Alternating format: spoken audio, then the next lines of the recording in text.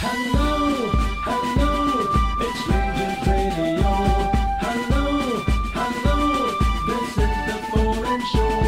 We're on the air at 9 o'clock on every weekday night, taking calls from the mains. Hello, hello, it's Rangers Radio. Hello, hello, this is the phone-in show.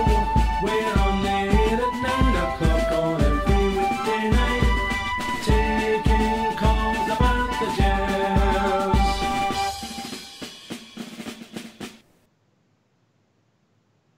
Hello, good evening, welcome to Rangers Radio. Join myself, Fox. You're on the panel as Bridgeman and Fox. Evening, gentlemen. How we doing, Ox? How we doing, Bridge? Oh, marvellous. Good evening to you two guys on the panel. Good evening to all the guys in the lobby and to all the Rangers fans all over the world listening in to us. Good evening and welcome to Rangers Radio. Well, what's one good thing's come out of this week, Fox? What's that, pal? We found a cure for insomnia last night. That set it off, you know. I forgot about that game personally. Cracker, innit? A cracker. We won. Knee injuries. We move on. Is that fair? That sums up the game to me perfectly. Bridge? Yeah, absolutely, pal. No What's problem. that you're eating? Are you eating us all a bit? No, I'm not eating in, bud. I'm not eating in, no. Fox, what are you eating? No, me. Nothing to do with me. You're a There chicken. you are. It's him. It's him. That Fox is sitting stuff in his face and everybody else is going to blame you. What happened? Shocker. It's Shocker. no, what I worry about you is you don't share, Bridge.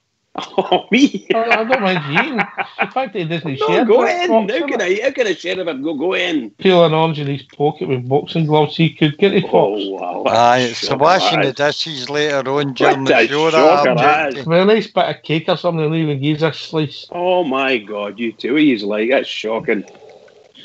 Well, share, what is share, Bridge? Come on. I love it. Does that sum it up? Is that it? Game part gone, bang, nothing learned? Or is it good to get minutes in? Defoe, Davis, Macaulay. Who else is maybe on the fringes? That's about it, really, isn't it? The rest have played quite a bit. One thing we never Katic, spoke. Katic. The thing we never spoke about last night was the very good goal that Andy Halliday scored, mate. Oh, lovely goal. Another shot for the edge of the box that found its way into the corner. I thought he set it up nicely for himself, transferring the ball from right to left and struck a really good shot away. And that's 2 goals in a couple of games we've done by shooting outside the box, and long may it continue. I think the reason we never talked about that, we were on numb. and we that was us, we were watching it. We weren't there watching it and we were still numb. Bridgeman. Absolutely, pal. Absolutely. It was quite scary. No, it was. I think all of our goals were very good goals. I thought that Defoe was unlucky with the one. He brought it into himself and the ball came up. You know. Is that tablet you've got and you're not getting us a bit? Who? You. No, I've not got anything. Is that tablet he's got, Fox? No, it's not. Go away. He keeps getting into his pocket and then coming out and going towards his mouth. Aye. Yeah, shower of badgins, I'll tell you. Shower of badgins. I've known a nice bit of tablet for years, mate. I used to love tablet. Anyway, we've got a caller coming in here. No chance to get any off him, but I won't say it. You two are shockers. Absolute I'll take shockers, the by the call, way. see if the caller's got a recipe for tablet. Evening caller.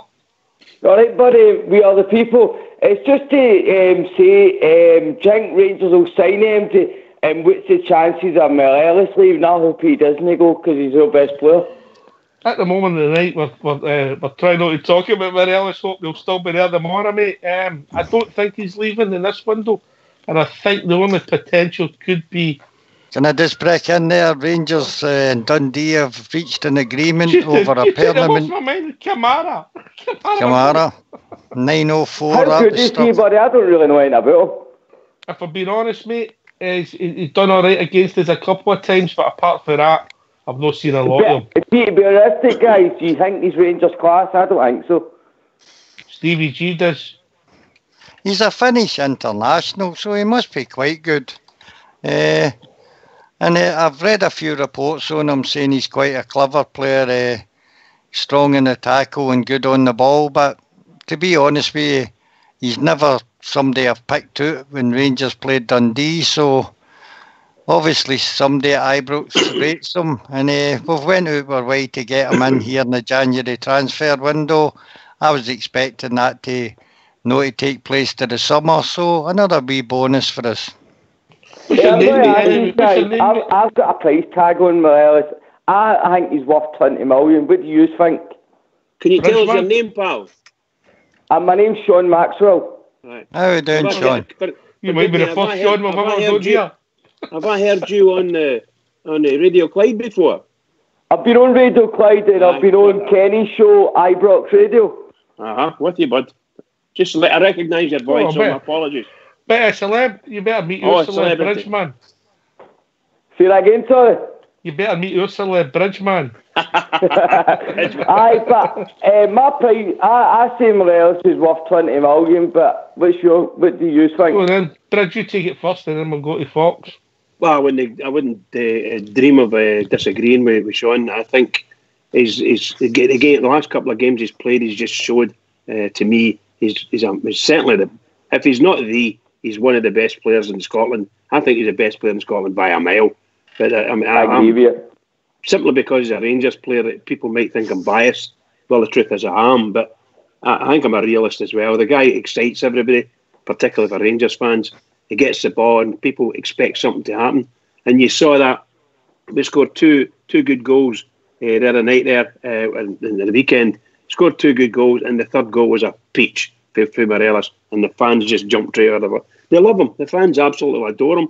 And he'll get mobbed. Everybody goes, a marvellous big smile on his face, and he loves the fans and they love him.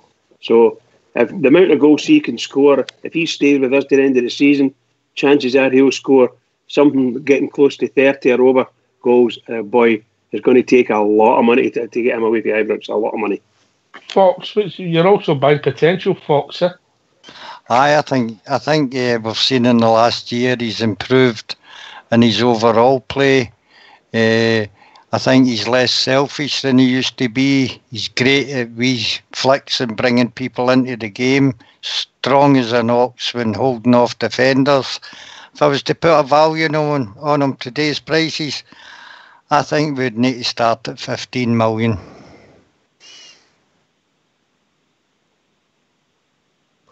And a big thing for me, Sean, would be that you're buying a player so young, so raw, and so good just now that he could kick on.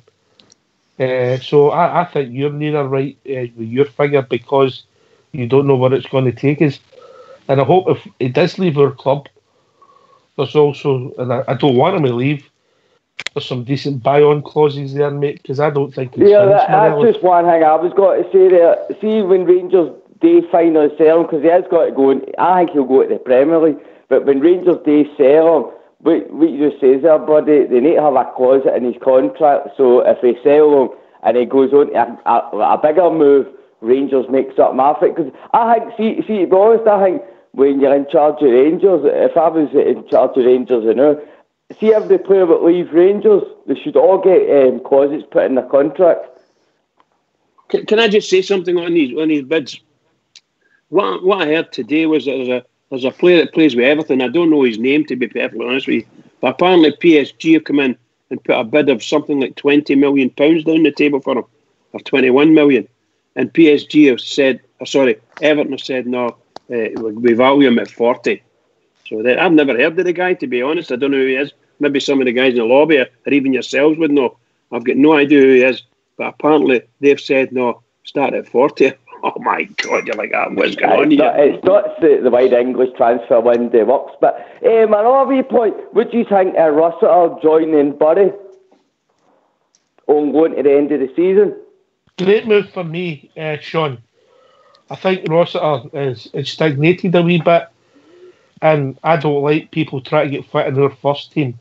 I think he needs first team football, and if he can play for Buddy's first team, fantastic for me, and see where it takes him. Fox?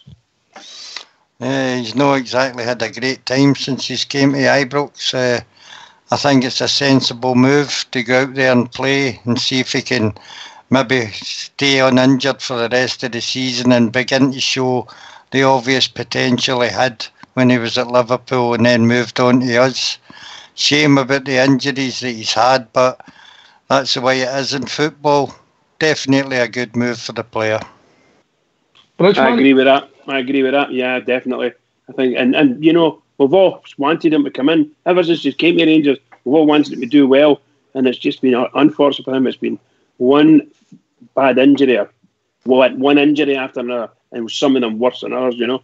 And it's a sin for him. He's just had hardly any games. I don't know if he's had 30 games for us in the 2 or 3 years. I wouldn't have thought so. I wouldn't think so. Wow, incredible. I wouldn't even say he's had 20 games, to be honest. Well, I'm saying I've got no idea. That's why I'm saying it. I'll give you a second and I'll tell you exactly how many he's played, you know. But, long way down the pecking order at Ibrox now. We've brought in Stephen Davis there. We've got good midfielders and Ryan Jack, Arfield, and Big McCrory. So he's a long way behind Dame. So sending him out on loan, as I said earlier on, is a good thing for the player. And hopefully he does show some form down there, and maybe we can get him back in the summer, match fit and ready to join the squad. Jordan Bernard Rossiter has played 16 games and scored 1 goal. 16 games? Wow. That was against Hibs in the 5-5 draw. I might get whacked with that wee boy, Sean Allen. No, does it? No, your name, Sean. That was a red card. I think that Jones guy for Kamal's got to be a good signing. Do you think that's a sign that we're not going to be able to hold on to Ryan Kent next year? Do you think we've brought him in? Ryan Kent on a permanent deal, but it probably it's a bit loom, to be honest. It would be. I saw some figures getting quoted today that if you manage to get him now, if you can manage to persuade Cop to sell him, you might get him for something like £3.5 million. But that would be the minimum that you would get him for. I would imagine. Right, guys, I've got to say one more point before I go and watch transfer deadline. Will Lee Wallace play for Rangers again? Oh, well, in my opinion, no. Bridgman? Well, we spoke about this the other night, and there's a lot of folk don't think he will. We just don't know. The old saying about can never say never. I doubt very much if he will play again. I doubt it very, very much. There's too many, shall we say, fitter players and younger players in front of him. But I'd love him to be there if we got some silver with it and be part of the celebration. Yes, indeed. Fox. Absolutely.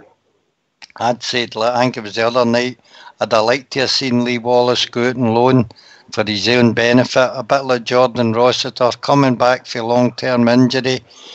He's going to be freed probably in the summer, and going to another club and building up his fitness and his game time would help Lee Wallace to find a good club maybe in the summer. And good luck to him, but I don't see him playing again for Rangers. What about you, Sean? I don't think so, to be honest, either. I think his time at Rangers is over. But see, to be honest, if I was Stevie G tonight, I would try and put him maybe on loan, or even just, I don't know if you would get much for selling him, because I believe he's only got a year left in his contract. A few weeks, mate. Just a few weeks, June. So, I don't think he's got to play again, but we'll just need to wait and see. But fingers crossed we get a sign tonight, but if no, but as long as Morelos doesn't go, I'll be a happy man. But cheers for letting us on tonight, guys. And Don't you be a stranger, Sean. Thanks very much for the call, mate. Yeah, cheers, well done, mate. Sean. Take care, mate. Cheers, guys. Thanks. Bye. Cheers. Bye. There we go. That was the boy. Good call for Sean there. What Sean was saying there, how do you put a price on Morelos? I don't know what Stevie G keeps saying things like it needs to be a phenomenal bid for him. Is it a phenomenal bid in Scottish football or a phenomenal bid for British football? What do you think? I'm mixing a both, Fox. If I get where you're coming from. I mean, obviously, Scotland maybe has always been known to sell their players cheaper than England, but people moving within English clubs, especially in the last few years, it's always been inflated fees. It's the potential for me, Fox, and I don't know, I just see improvement in Morelos every time he seems to go in the park. Just a wee off bit there. I was quite no pleased, but to see that Aberdeen knocking back 5 million for McKenna, mate, I think that shows a bit of grit. Because for too long, our players in Scotland have been taken for peanuts compared to the sort of prices that players move between the lower leagues in England up to the Championship. And I think he's a good young centre-half, 22, 6'2", left-footed centre-back, Bridge. Would you have took him in a transfer window? McKenna? No for me. No for you. Not good enough. Okay. Not good enough for me. I'm just saying, I'm not good enough, that's all. I'm not saying who he is or why he is. Just saying I don't think he's good enough. I think if he came into a team like Rangers, the weight would just sink. The weight would be enormous. Yeah, they're Blue Shadow in the lobby saying 10 to 15 might see the decision taken away from Stevie G. Do you think he'll have control once if a price of that range comes in? I don't think any football manager's got control when it comes to decent bids for players, mate. Yeah, I can't disagree with that. You're absolutely right. I think Hawks, yeah. You know, you can remember back to Hutton, and Hutton was a brilliant player for us. And the offer came in, was it 9 million to Spurs? And he didn't want to go. No, I'm not going. Ah, you're going. You're gone, son. Pack your bags and away. Those days were then. I think two things. I think if Morelos got word that there's a decent bid in, and the club were interested, I think he would go. I'm not saying he want to go, but I think that the likes of what Shadow's talking about there, 10 to 15 million. That's a real teaser, a real tester for the board. Absolutely. That's big money. In anybody's language, it's big money. It's a tester for anybody, because in football, mate, you can break your leg in the next game, can't you? Absolutely, pal. That's always a gamble. When you hold, when you get rid of players, you know, and a bit of luck as well. Can I just say welcome to Rangers, Glenn Kamara. And I hope your stay with Rangers is very, very good for you and good for us. Have a fruitful time. What do you think they're thinking in there's Fox? Because we have no short as midfielders, eh? I know, but getting them on a free is probably good business for us, mate. Obviously, we've paid some sort of fee, maybe 50 grand for him tonight or something like that. But obviously, they see potential in the boy. What age is he? 22 or something? Yeah. And when somebody with a bit of potential comes on the market and you can get them to your club, hopefully on a sensible wage, it's good business sense, isn't it? Building up your stock. Obviously, we don't know if Steve Davis will stay after the summer. We've got people like Greg Docherty out on loan, who's quite a few people are getting rave reviews to. It's good potential, a good age again, Ox, to come to Ibrox and progress his game. And hopefully he turns into somebody good. The man next to he's the man that builds up his stock, because there's no part with any of it.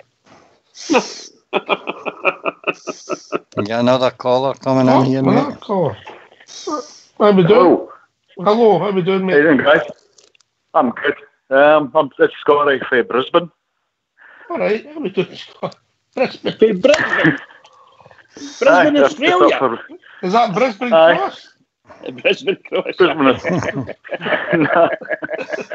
No, it's half 7 in the morning, just away at my work. Is it still as cold out there, mate? I think it's freezing there. It's probably only 30 degrees. All right, okay. It's quite cool, aye. The old man lives up in Elgin, so he's getting it just now. But yeah. Oh, you need a No, I jump was over that going- 30 degrees. Oh, shit, you've got to wear your warm shorts, you can. It's, What's on your mind, Scott? well, I was thinking, like everybody's on about Morelos and what he's worth. Do you not think that whatever money you take, if say you got 15 million for him, you've just sold the league to Celtic for 15 million?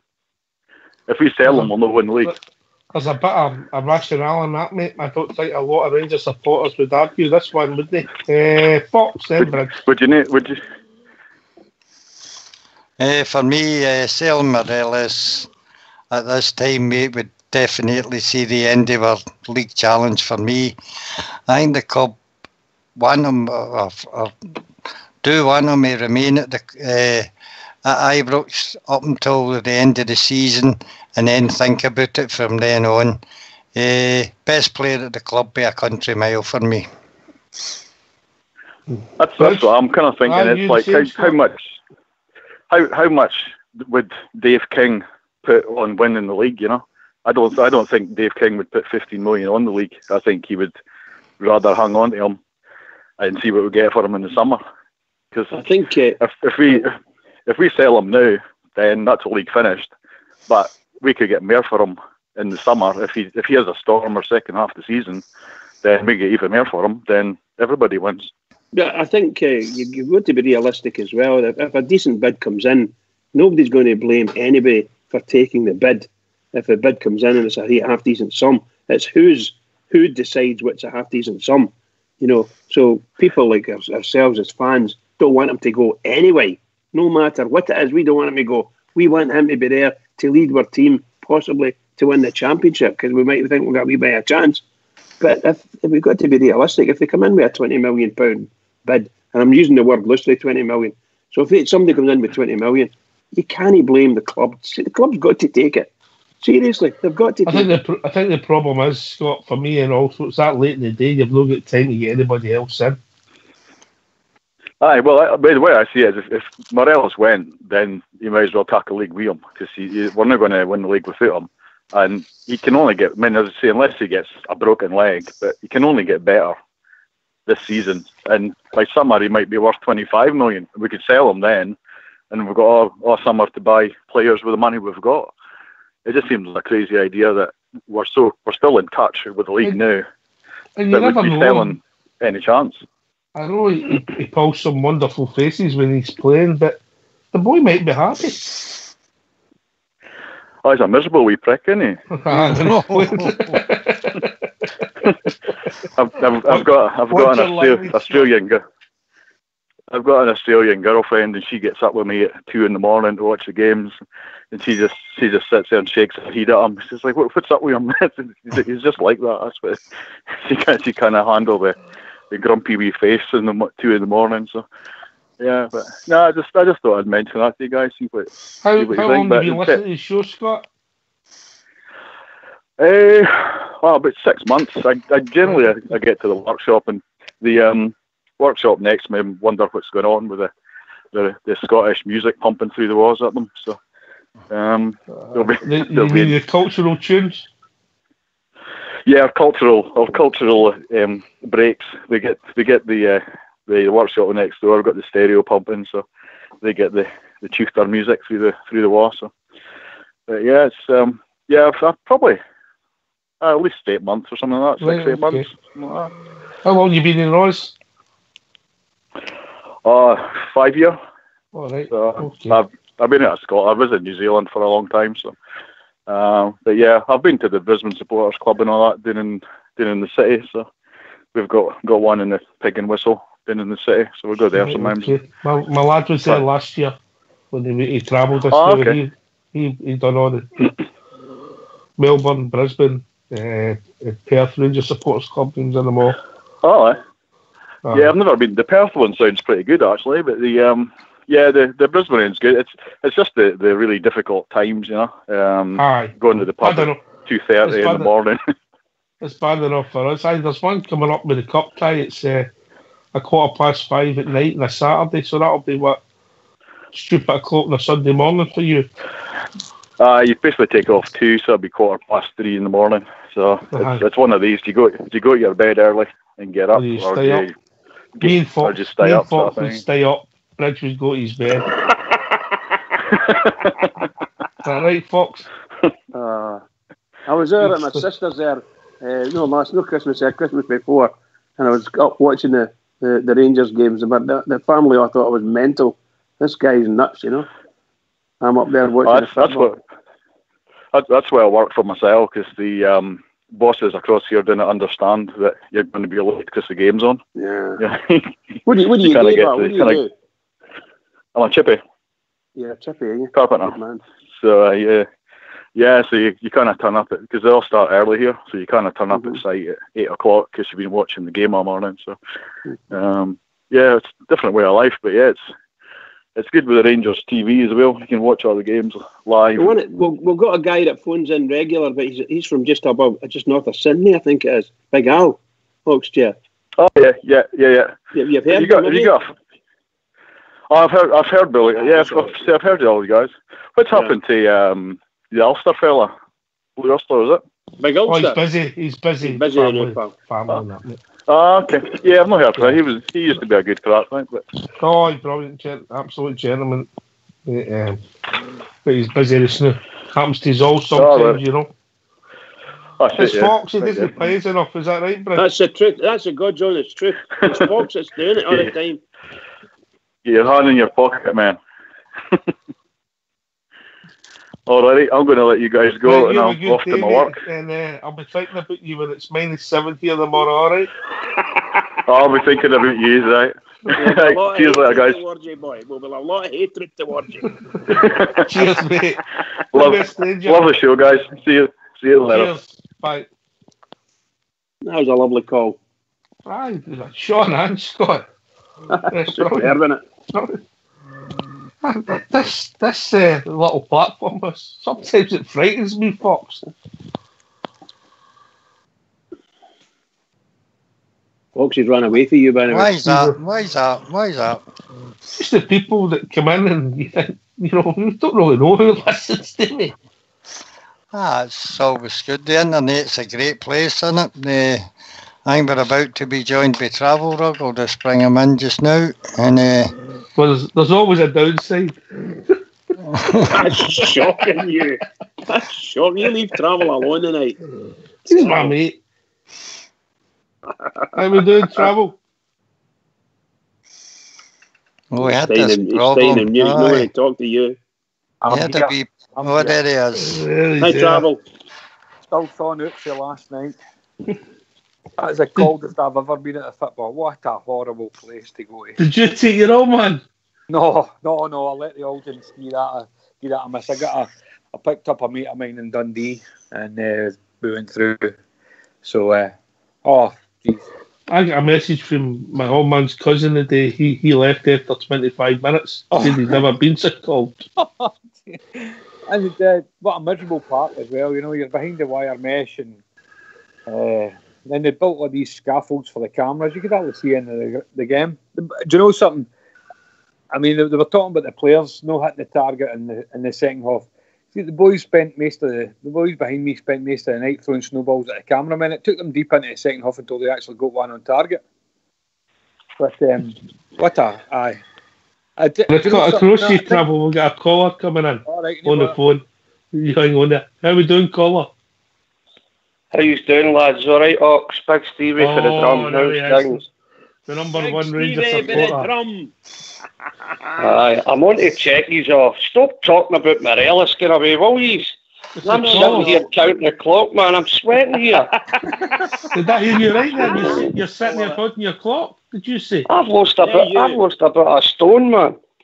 Thinking about all you talking about 20 million, this and that. I'm looking at this clock going, come on, the clock.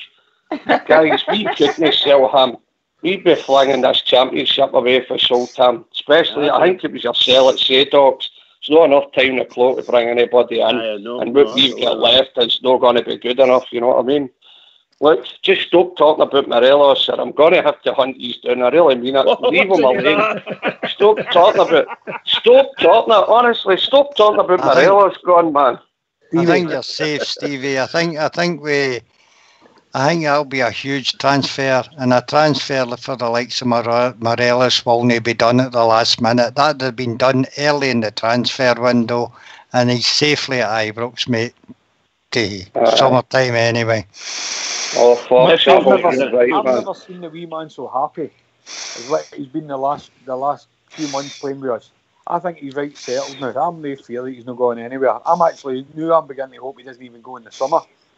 Me too. Well, that's what we were saying earlier. I hope he stays for the rest of his contract at least, and we get, obviously, for the last year of that, we either give him a new contract and sell him, get some money out of it. But can I come in there again? If we want to advance, we've got to do it, you know. Ox, who are we going to get? Who are we going to get that's going to give you that work rate? Let's be honest, man. And forget about him being on the ball and the goals he scores. Look at the shift that boy puts in every game. Who are we going to get for... I mean, come on, who are we going to get for the money? We're not going to get anybody like that again coming up here, I don't think. He's absolutely brilliant, man. And he's getting better and stronger, and he's getting to learn the Scottish way. He's getting to learn what the referees are all about, you know what I mean? He's also picking up, you can see that he's picking up stuff for the manager. Yep. He's learning to stop all the wee daft diggles and punches and fly kicks. Don't get me wrong, I wouldn't mind him doing that to Scott Brown again, but the bottom line is he's learning as he goes along. The referees don't give him a decision to make. And I think, as you say, Ox, that's down to your manager and not Michelle, you know. Not just him, probably Gary McAllister telling me a wee bit and all. But every year the boy's getting stronger. Every game. We can't. I'm still looking at this clock, boys, and I just hope nobody comes in with serious dough for him. I know what Fox is saying it might have been done at the start, but my information is he's in his house, mate, with that girlfriend of his, mate. That bird. So no need to go for a spray tan anyway. It's a cracker. Stevie, I don't think he'll go. But we were only talking about one of the guy called in and asked the question, and we got to answer it. The last time I felt like this, I sent her forward. I think it was Billy Urquhart, you know, and Billy Urquhart. Wow, brilliant. Colin McCann. Big Colin McAdam, I remember. What a gentleman Big Colin was, I'll tell you that. Aye, big beastie. Aye. Beastie. Gentleman. What it does show you, Stevie, is there is players like him out there, and that's what a good scouting system will help us with. Obviously, it was done. Who was it done by? Wasn't it Lovencrantz? It was the other man. Jonathan Johansson.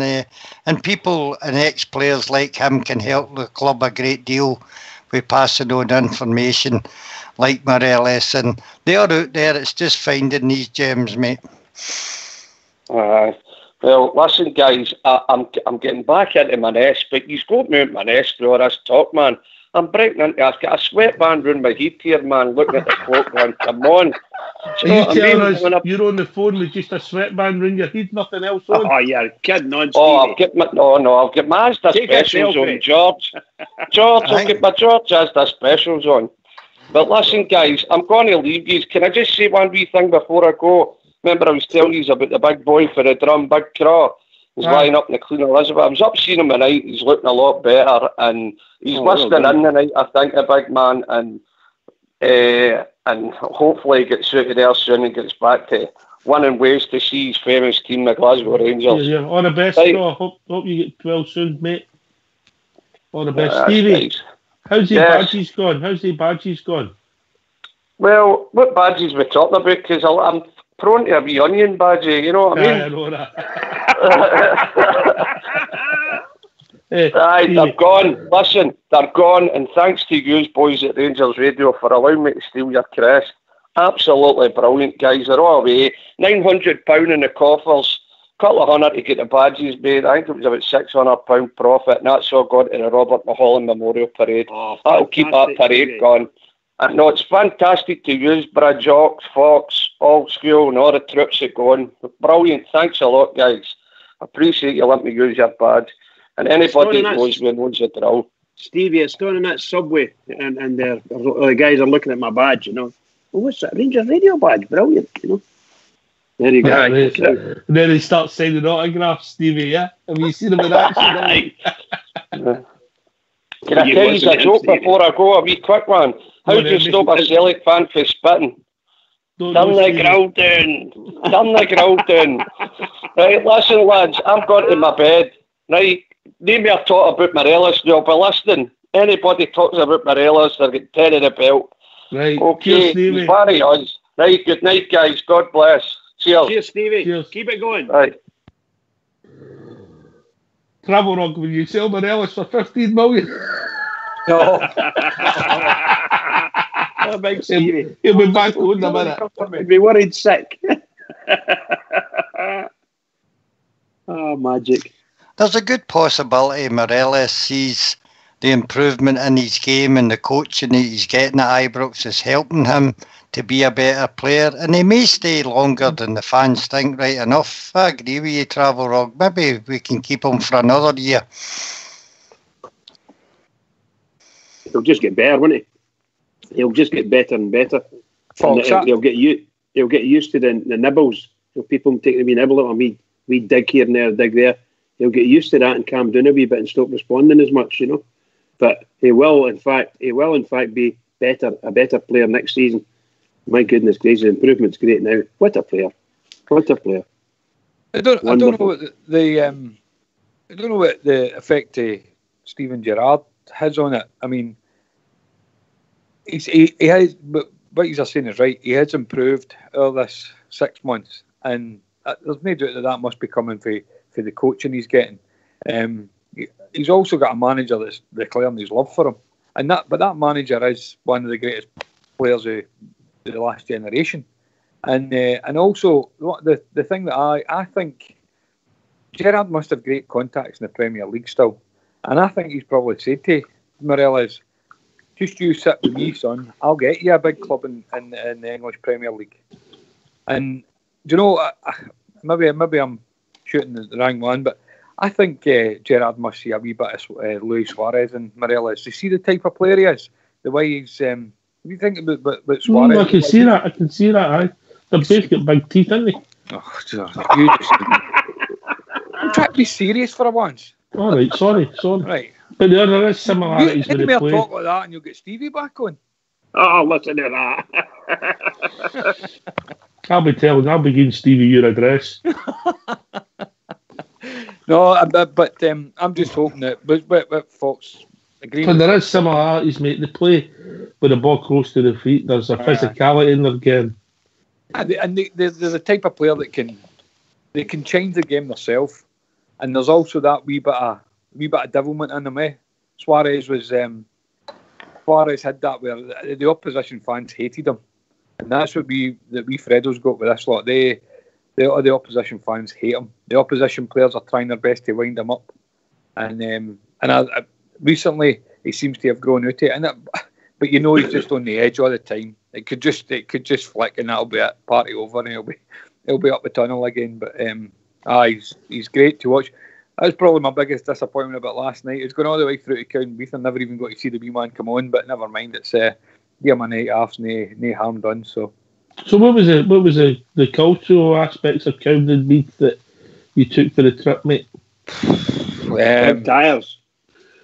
Big tyres, aye. There wasn't much to shout. I mean, a lot of the Bears were getting restless because of the way that we were playing in the second half. But aye, but see, I don't know how clear it was to see on the telly, but the pitch deteriorated rapidly. You could see when we first got there, we were saying, "Oh, that pitch is in cracking nick." But see, as it started to get to the second half, you could see it was like a bit of a sheen on it. You could see it must have frozen. And Defoe slipped a few times, so I'm going to cut them a bit of slack that the pitch was getting really firm. I mean, we were stood on an embankment which was frozen solid, and that was like a skating rink as well. So I think we'd done the job in the first half, and we were pretty professional first half. Aye, we controlled it and done no bad stuff. The second half, you're thinking a few more goals. Referee, some of the decisions, and hey, I'm at the ground and can see that the boys at the box, and that wasn't a penalty. And then the next thing I see the Davis one. I think somebody said there was another incident, but the handball in the first half, mate. Oh right, okay, I never seen that one, but it was the Davis one was a stonewaller. It was the biggest handball you've ever seen in your life, and the referee never gave. Again, the referee never gave one. Shocking referee. Well, put it this way: Craig's thought it was whatever his name is. He thought it was a penalty. Craigs, yeah. The wonderful world of Craigs. Shocker. Well, Ryan Jack had no bad game again last night. I like him in this wee bit where he's getting asked to play a bit of football, and you can see he's got a bit of. He likes to get forward with the ball, and he can play a nice pass, which I think a lot of people were just expecting him to be a defensive midfielder and not have that much ability about him. But I think he's shown recently that he's got something about him, and he might be something that we can. He's going to come really good for us. Andy Halligan deserves and I'm not going on because I left back, but again, steady performance and a good goal. It was a good goal, mate. Oh, a smashing goal. Lovely finish, and a nice clean strike, and that's he's got a lovely bit of technique about him when he can hit a ball like that. I'd like to see him taking some more of the set pieces, but then that would upset the Tav fans, so I don't want to go there again. Oops, breaking news.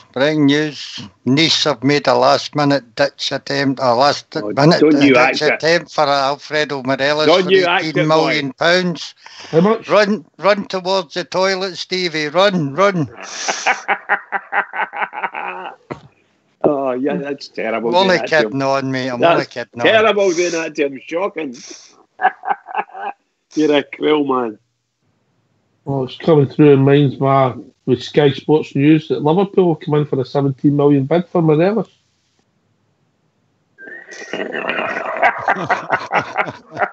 What a fair user. Well, I'll see if I can get that confirmed. I'll put it in the lobby. Sorry, Stevie, only kidding, mate. That's terrible. The Perrys are shocking. It's nice to be nice, Fox, isn't it? At least the guy phones up and asks us to stop talking, he's too nervous.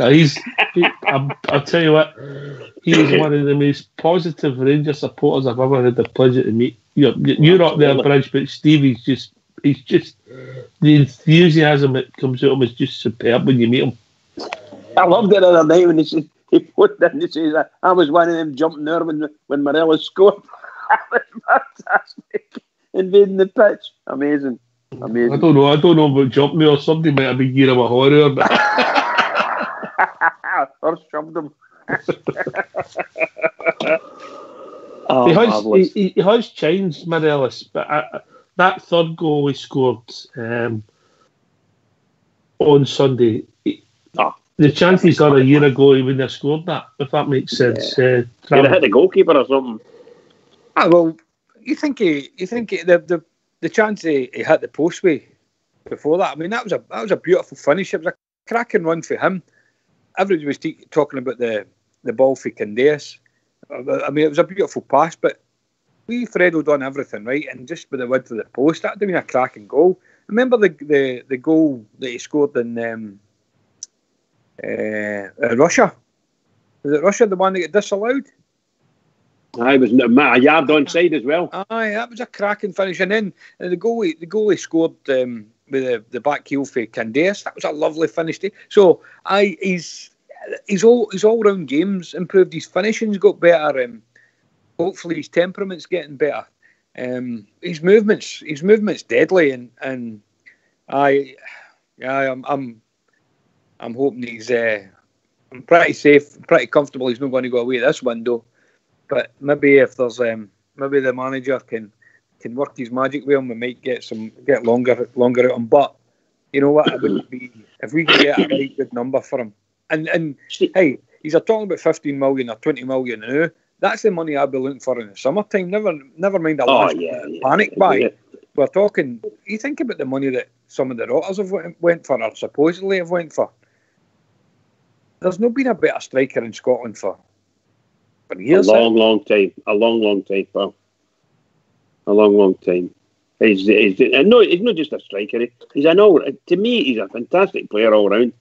Brilliant. Do you know, I'm actually trying to think. The last time I've been so impressed with a striker would probably be Michael Moles before he picked up that injury. I don't think Morelos is his classmate. I really don't. You don't think Morelos? No. Potential, we're talking here. Aye, well, potential. I mean, Moles was about 26, 27 when he came to us, so that's a great point also. Potential. Moles, when he came to us, was just something like unbelievable what he could do, mate. I know, aye. So the transfer window shuts at 11 o'clock tonight, guys, in England. And midnight in Scotland. But what does that mean? Can we still buy players from England, but they can't buy them after 11 p.m? Can they still sell? You know, could there be a transaction between 11 and midnight between Scotland and England? I don't think an English team can come and sign yours after 11. No, I'm saying could a Scottish player. Sorry, could a Scottish team go and buy a player from England between 11 and 12? I don't think so. I think they close altogether. Right, that's cool. Well, that means the big Stevie's only got 1 hour to go then. Big Stevie.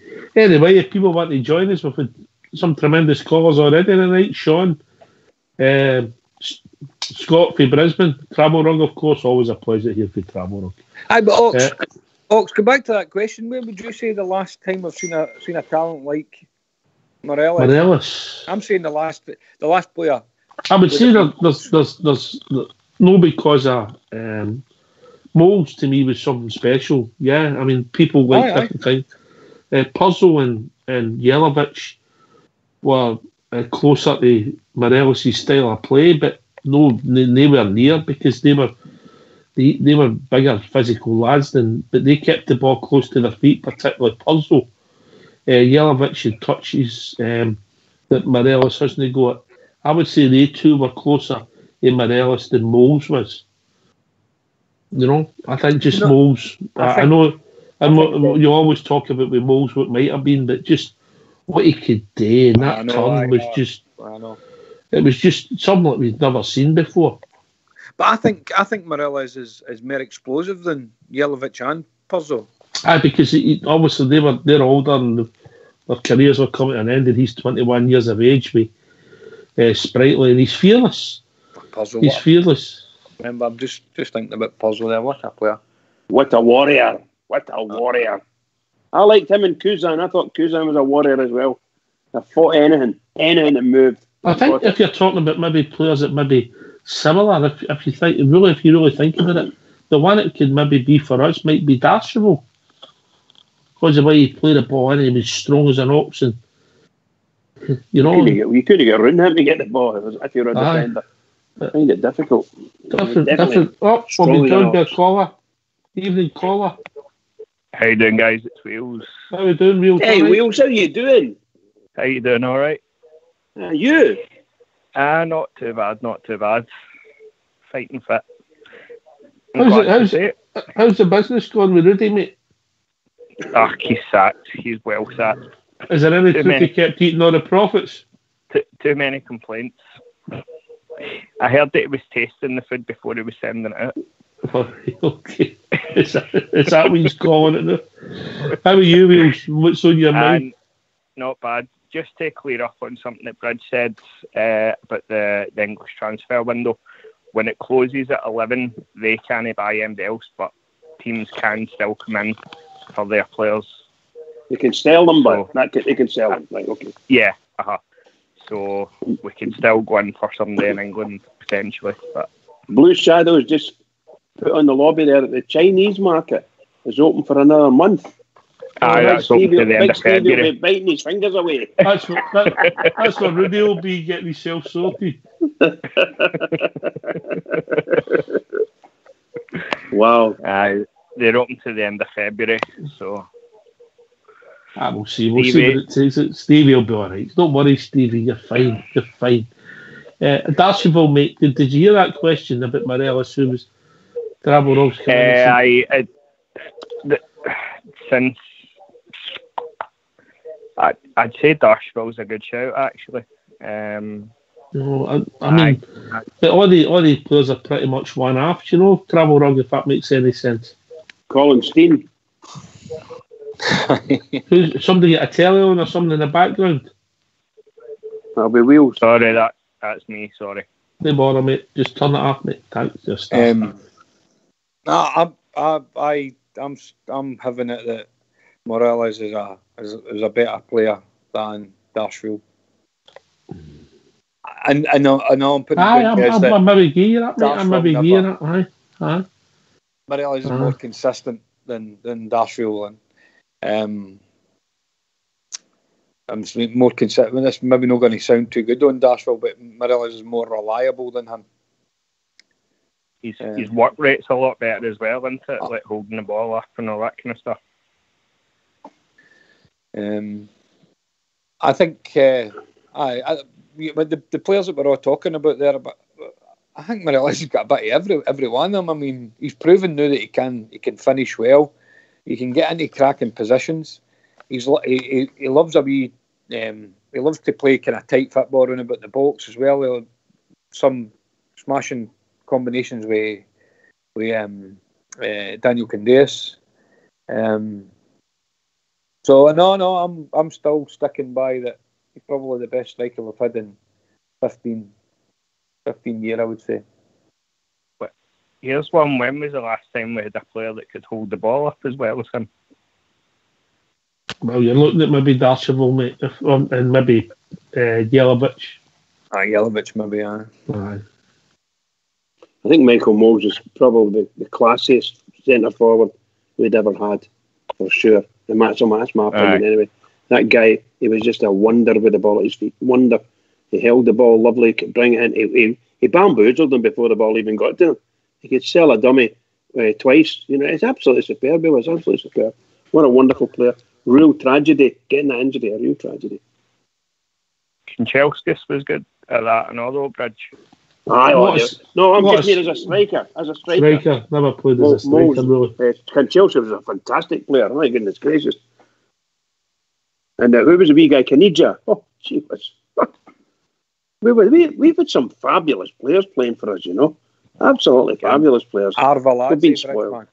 Arveladze. My goodness gracious. He could kill a ball from God knows what height. Wow. Gabriel Amato. Oh, jeez. What a goal he scored against the Rotters, didn't he? I seen it on Sky Sports the other day. They were showing, you know, some of the classic games and they showed you that one that he scored. Brilliant. Amato was good. Never stayed for long enough, I don't 18 think. months approximately, mate. Aye. I think the Bulls, we look back and there's a bit of sentiment involved because it's what could have been, you know, maybe a couple of years of Moles, and I do believe he had to get carried off that night in Munich. We would have went through that night, and it just shows you how good a team we were. We could have went to Bayern Munich and knocked him out, but that's all what's and maybes, mate.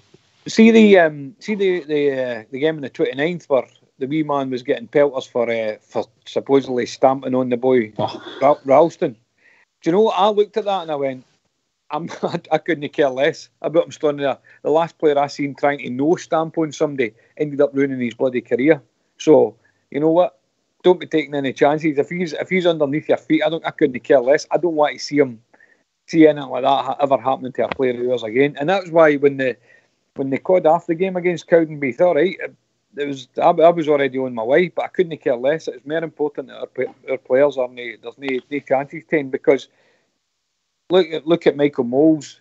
Even this season, Jamie Murphy getting a bad knee injury. That's the type of thing that Ian Gerrard, geez, these knee twisting their knees. I can't be. It's broke so many of our players' hearts in it. Injuries like that. So, Fredo, you stamp on them all night long, as far as I'm concerned. I think he brushed the sole of his boot with his jersey, mate. I wouldn't call it a stamp. That's fine, but the guy's antics, Jesus Christ. Oh no, he came on as a big tough guy as well. I was watching him warming up. He was bounding about there as if he was going to sort them out doing his half-time warm-up, and then he just got put right in his place. So, aye, ta-ta. Fox, can I put something in the panel, mate? Oh, as long as it's not a belt, mate. Oh no, this is an easy one. Right, okay. Right, so there's 2 hours left of the window, right? Is there anyone that you would get rid of just now if you had the chance? Oh, that's easy. Oh no, here we go. For me, it would be coming. Flanagan. For me, it would be Flanagan. Can I answer for Ox? No, you'll be surprised, mate. What about yourself, Fox? Anybody you get ready? First team players. I think so. We're talking first team. I just don't think Koulibaly's up for it, mate. I'd be kind of glad if he just goes back to Angers. I just don't think he's got what the rest of the midfielders have got, is that ability to pass the ball. Good work rate in him, good at covering ground, but we need a bit more than that. And I would probably pick him. And Flanagan, I've got to agree with Flanagan. Oh, that performance last night. Bridge? I think we can't forget that Pena and Herrera, they're first team, by the way, first team squad players. But are we speaking present day first team squad? Oh, they're still on, mate. They still are. What was that, Wheels? What's that? I just, players that are... Well, I'm just... If you think about, these are the guys that are getting paid a lot of money. So I would like them to move on. The one I wouldn't like them to get rid of, we spoke about it last night and we've touched on it today. I think we hope to keep Lee Wallace to the end of the season and let him see his time out with Rangers and finish his contract. But as far as getting rid of people are concerned, I think the poorest player we had last night was probably John Flanagan, and I actually quite like John Flanagan. I like his... for the first half, he never put a foot wrong as far as I was concerned. Second half, he was the same. He had the same problems as everybody else. The pitch was really getting slippier and slippier. But I think he was poor last night. So if you want me to pick somebody that was there last night, I could only say John Flanagan. Bridge stole my thunder a bit there. I was going to say Pina. I know that Travel Rug wrote that. Travel. Similarly, a wee bit to like Fox, Koulibaly has went so far off the boil. It's such a strange one because his first half a dozen games he was brilliant. He was arguably our best player at the start of the season, and then they get that weird injury against St Mirren. The boy who done a right bad tackle on him. And he's never done anything since then. So maybe Koulibaly, but also there's one guy's he's right sugarly peg is Kyle Lafferty. Last night he scored the goal, but that was just a stick in a leg out, and he never really showed much else. And I wasn't really that much a fan before when we had him before, and he's no won me over since he's came. So Big Kyle might be tatties for him, I'm afraid. You mentioned Flanagan and Big Lafferty there, mate. I think there's no coincidence that I think they were only getting 2-year deals when they came in the door. Both of them. Aye, and Kyle's had a couple of wee disciplinary things that's probably let us down. So he was suspended that game after he's carry on with the national team, and then they carry on with him sending photos. Can't be doing things like that. We've again, people are talking about us being ruthless. Players need to keep themselves to a standard, and I'm sorry if that's the kind of behaviour we can expect. Then we shouldn't be entertaining him for long. He's probably on his very last chance, I think. So he's got to improve his game, but he's also got to keep himself behaving. So for me, I don't know if that's sad. I think his game's not going to change, mate. I think the only way he gets in the team or Stiles gets around the team is if he scores goals, mate. And he's not doing it. No, it doesn't look like he did it, does he? One of the biggest disappointments for me this season has been Cressida. I know the boy was out a long time being injured, but isn't exactly for me impressed when he's played. So I'm not so sure about him. I think he's been, at the moment as it stands, a poor buy for us this season. What do you think of that? Scored a couple of goals. Whatever you think, you hold it and bottle it, and we'll hear your thoughts after we have a tune. The old school.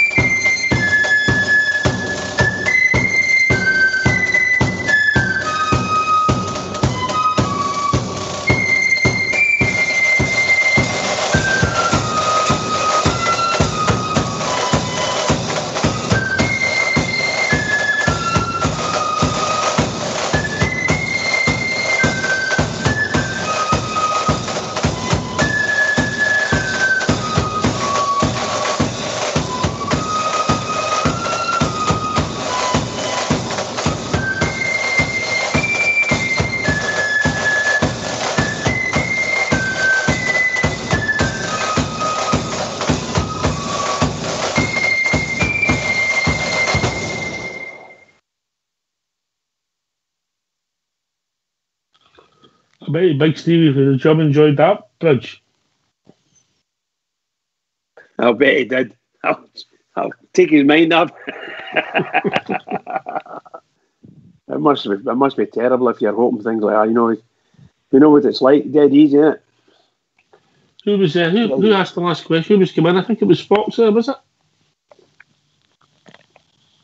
It was indeed. I was asking what you thought of the Gresda signing. I'm in the same camp as you, even though he's had a couple of no bad games. The jury's still out big style. Travel.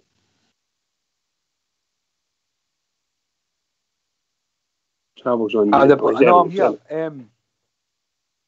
The boy missed a cracking chance, nothing each, against Spartak. In the last minute, plays one over the bar, he kind of full goal to shoot it. That could have made such a difference to his Rangers career. I think it was one of the first or second games, and he had a chance to win that tie, and that could have just kicked him on. But ever since that, he's not going to be putting Ryan Kent out of place, and he's certainly not going to be putting Glenn Middleton out. So we're talking about second and third choices. He's probably third choice for that probably left-handed left side position. So he's got a lot of work to do to get himself pushed in. And we're signing so many players that could be finding himself even further out the picture. So maybe a long-term project. So. Scottish football. I wonder if we'll see much of Fox. It's having that constant mentality, maybe to get up, knock down and get up again that some of your foreign players might not have. And you come, Bridge. I was going to say, when we went for Grezda and we found out he could play wide, I was really thinking, to be honest, that it would be a natural replacement for Candias when Candias went. God knows when he's going to go, but he's still comparatively young. Candias is 30, 31 or something like that. So it might in fact be something like that Gerrard or whomever brought. I think Gerrard brought him in. They might have brought Grezda and Borna in. They think bring Grezda in, it'll make it easier for Borna. He's not a bad player. I mean, you pair people up. We done it when Travel Rock started falling into the show. We thought, right, you pair up with Ibrox Loyal because you two are best suited. You know, but that's what happens in life. Oh, a caller coming in. We lost him. Caller with us. That's Wheels that's going to call. Oh, Wheels, you still there? I am still here, mate. All right, Jimmy. On you go. Yeah, maybe yourself. You give it trouble. With Grezda, aye. I think, to me, I was of the understanding he was a right-sided player. He is right-footed, aye. So I would have thought it'd be second choice behind Candias. He's another one of the players though that he started just like Koulibaly. You know, he started off having a couple of good games and then he's just kind of drifted away. Could be a confidence thing. You know, it could be one of the players if things aren't going his way, he lets it get to him. But I suppose maybe touchwood doesn't happen. But if anything was to happen to Candias and Grezda got a run in the team, we might see something better out of him. But I think he get man of the match against Motherwell when he played in Candias' position. Aye, that's right. Aye, he had a good game there. Scored a good goal in that game as well, didn't he?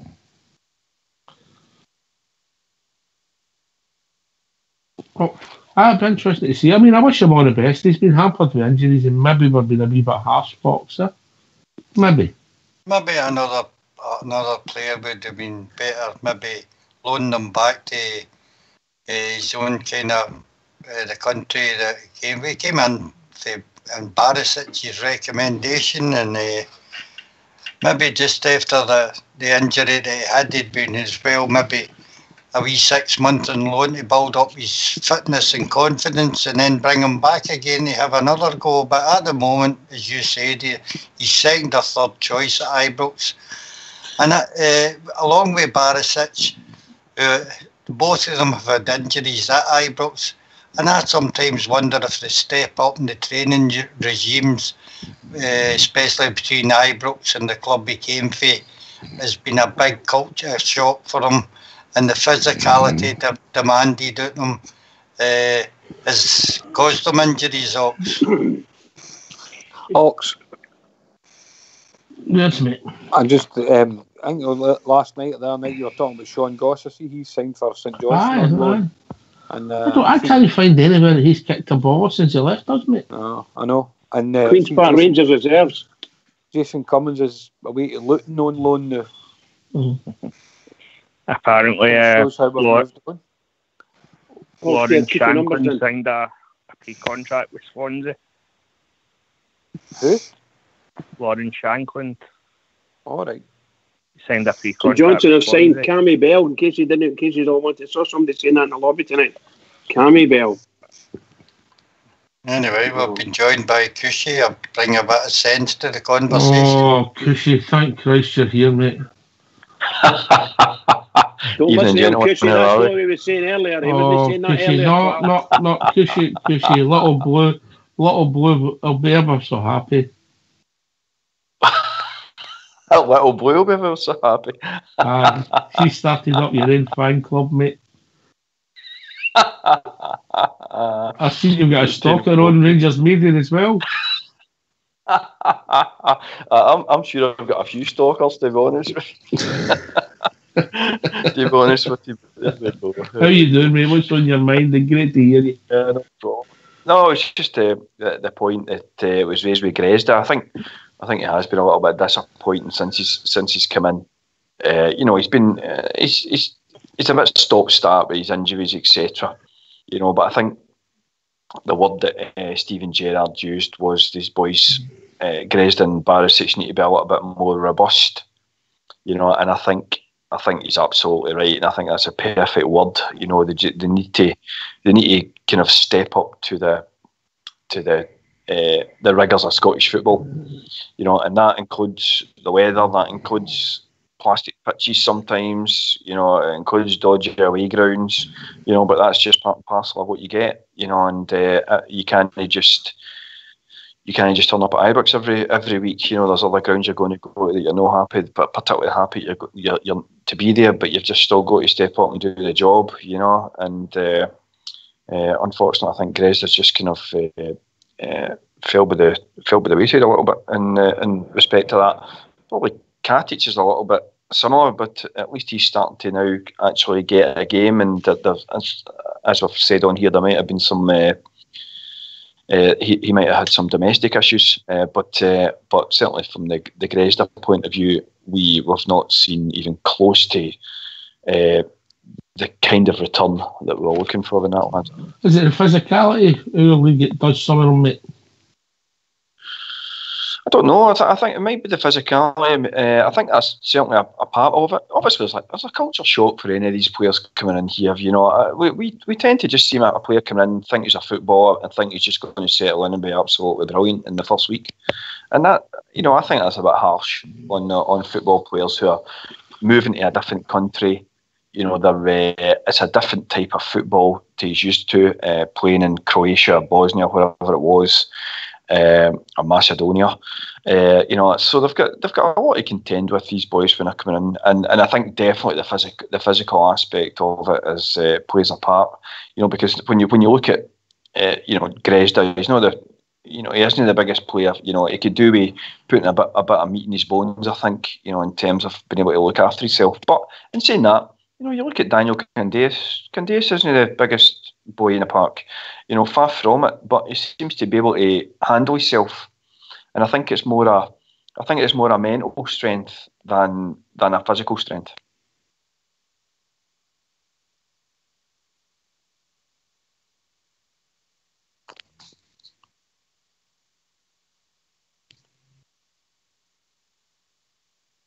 Do you think that another difference has been for players like Gresda, who are attackers, mate, that we tend to play the football in Scotland in one half when we're playing with Rangers? There is absolutely no room for some of these players who need a wee bit of time on the ball. Maybe Gresda falls into that category, that he can do things when there's a bit of space, but the closing down and quick marking in a half maybe doesn't suit him and doesn't suit him in Scottish football. I think that plays a part of it. Obviously, with us having a lot of the possession of the ball and trying to typically squeezing the game into the opposition half, the onus is on the attacking players to try and find the space. Literally, every single minute of every single game, the onus is on the attacking players almost to try and find that space. And that, so as soon as they're getting the ball, the fans are expecting things. The fans are expecting the likes of Gresda to make things happen, and they may not be used to that type of pressure in every single game that he's getting into. I personally don't think. I've never seen Gresda as an out-and-out winger. I don't think he falls into that mode. I've always felt that he would be more suited to a front two, frankly, rather than actually out in the left wing, because he has got an eye for goal, definitely, and he takes up some very good positions when he plays, and he always tries to get the shot away. Cushy when he first came into the team, I don't think. He was. I think he was. I agree with you, but I think he'd been out for ages when we signed him with a knee injury. So I think there was probably a reason for that, and I think we had to get him match fit, and then he's been injured again, and then we got him match fit, and then he got injured again, So it's been a really, really stop-start aspect of his to the start of his Rangers career. But as Gerrard says, these boys need to get more robust. There's just no other way about it. They they just need to start building the right muscles in their legs to try and protect some of these knee tendons and things like that, and they're just not getting away from it. I think all these boys need to get into the gym, and start putting a bit of muscle on, because there's in Scottish football there's absolutely no substitute for it. I thought you were talking about the panel there. I think, Cushy, I think it's, well, I've got great sympathy for him, for Gresda. I think Gresda will come good. I agree with what you said there. It's been a long time. He's never even got a pre-season through injury, and he was playing for his what do you call it? Who's it he plays for? One of the poor Albania or something like that. He plays for Albania. Yeah. So he was away playing international football, and then he got injured. And when he came back to us, he'd missed a big chunk of pre-season, injured, and he couldn't finish it. So I think whatever injury he's got now, and I 100% agree with everybody saying it, they have to get themselves as strong as possible. They have to do whatever exercises are required and whatever it takes. Hopefully Rangers will see him through it. But I think he's a smashing player. He scored couple of lovely goals for us, and I was very pleased with him. Obviously, there's times he comes on and you can hear the guys round about when you're sitting at Ibrox. For God's sake, what's he doing? That kind of thing. And yeah, but I think he'll come good. I've I've certainly not written him off. Far from it. I think he's not really shown us an awful lot, but I think there are signs that he's got the potential there to do well for us. But he just needs to get games under his belt. He needs to get fit, and he needs to get stronger, and hopefully that'll bring his game to the fore. But I certainly haven't written him off. He's just a terrible start with the league campaign, much the same as Barisic. In terms of injuries and things like that. And it must be annoying for Steven Gerrard, who's bought these two players, and then he's struggling to get them in the team because they're either out injured, or they're not really match fit, and he's got other players that are far more match fit. So it must be quite annoying. But I would like to see that if they do get fit, like Katic and Barisic now. Given that they are both our players, I fully expect those boys to be playing, in the big games for us. Maybe not against Cowdenbeath and things like that for Barisic, but certainly, in the bigger games that's coming up, certainly with Barisic for a start, that quality in his left foot is just unbelievable, and hopefully, Gerrard will be able to get him on the park, because I think, judging from what I've seen with him, he has got a bit of bite to him, Barisic. He can get in amongst it. He has got a bit of bite to his tackle. He's not just a pretty left foot. But he just needs to, if he's going to play like that in Scottish football, you just have to have a bit of meat in your bones round about you just to help back it up, and hopefully he'll do that. I think that Barisic is a fantastic left back. I think our manager was really relieved to see him putting in a good 90 minutes last game we played there, and he's probably getting rested until Saturday. He'll probably come back out on Saturday, and hopefully he's found or regained whatever form he was running with, because I think he's a absolutely silky smooth, brilliant runner with the ball, and got all the confidence in the world with it, and pings a lovely ball in. So I think he's quite key. Me anyway thinks it. He's quite key for us, and I think the manager was very relieved after he came out. I mean, he banged it. What did the manager say? He punched the earth about 55 times or something like that, and he seemed okay after it. So that kind of thing, But then he never played him. So, Casey, do you think he's a good defender? I think he's like most modern fullbacks now. They're better going forward, but. As I said previously, I think he has got a little bit of bite to his game. He showed in the Celtic game. He's not afraid of getting in and getting in amongst it and getting into tackles and things like that. So I think I don't think he's a bad defender. Let me put it like that, But I think he is better going forward as most of these modern fullbacks are at the moment. But he'll just need to. If he's got elements of his game that he's got to improve on in terms of defensive stuff. I think he's probably under the right manager, because James Tavernier has improved out of sight in his defence, in the way he defends this season, and that can only be under Gerrard. Everybody else was telling Tavernier to just get forward as much as he possibly could. This season, I think we've seen a really marked increase in the performance of Tavernier from a defensive perspective. And if that can be applied to Barisic as well, then we will have two attacking fullbacks who can deliver real quality, but they've not forgot the defensive part of the game. So I think if we can keep Barisic fit and we can keep Tavernier, I think that really bodes well for us. You look about Scottish football, and you would kind of struggle if we can get these boys in top form.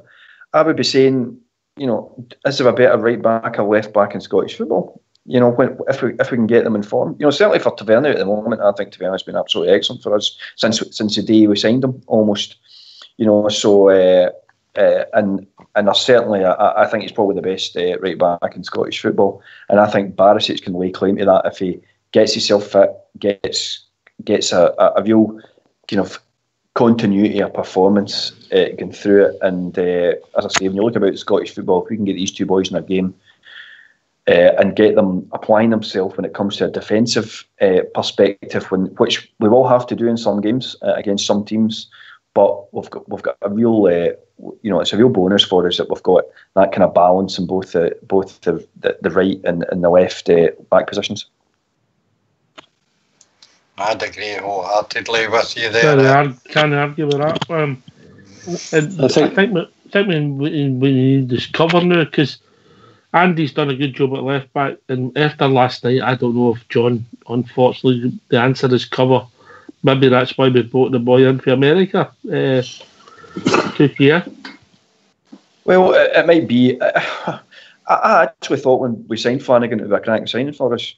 I really did. I thought we've actually won a watch here. This boy has played in the EPL at the highest level, and we've got him for absolutely nothing. I thought it was a real coup with Flanagan, but every game he plays, he seems to just do something daft for us, and he actually seems to be playing himself out of the team every time he plays, and it's I don't know why it is. It's a real mystery to me, because when I watched him, a few years back when he was playing with Liverpool, I thought he was a cracking right back for Liverpool. And as I say, when we signed him, I thought he'd be a great signing for us. But at the moment, you're struggling to find a position for him. Andy Halliday's a completely different kettle of fish. Halliday has been a revelation for us this season. He has been a fantastic, not even a stopgap now, because he's played a huge amount of games for us. He's been a fantastic squad player who has come in and he's done a job at almost every single game that we've asked him to do a job in. And he's been, hats off to the boy. He's been an absolute revelation. Hands up, I didn't really rate Andy Halliday when he came back. When the squad was up, when the teams were read out and Andy Halliday was at left back this season, I kind of raised my eyes to the heavens. But he's completely proved me wrong. He's been an excellent servant to the club this season, and absolutely fair play to the boy for sticking with it. Because he certainly proved me wrong in that aspect. Can I say he's really mentally tough, Bridgeman. I was just going to say that I agree 100% again. Andy Halliday's been a joy to watch this year when he's played. Can I just say, when we talk about John Flanagan, particularly his performance last night, which it was dreadful, but I don't want to take too much away for the guys. I think every one of our players were actually dreadful in the second half, truth be told. Even Andy Halliday was struggled. His couple of pass backs to the goalkeeper were short, and put the goalkeeper into a wee bit bother. And the goalkeeper himself, his distribution was quite poor too. I think the conditions, i.e. the pitch, the way it was starting to freeze, it was getting worse and worse. Although, in fairness, it didn't seem to make a great deal of difference to the Cowdenbeath players, but it just happened to be our players that looked like victims to it. But I wouldn't like to take too much away from our players. But yeah, I agree with John. John Flanagan looked a fantastic signing for us, and I liked him playing at left back as well. But if you look at the players we've got now, or the form of the players we've got now, and you go to, as you said earlier, what do you call him? Tavernier's just outstanding at the moment, outstanding.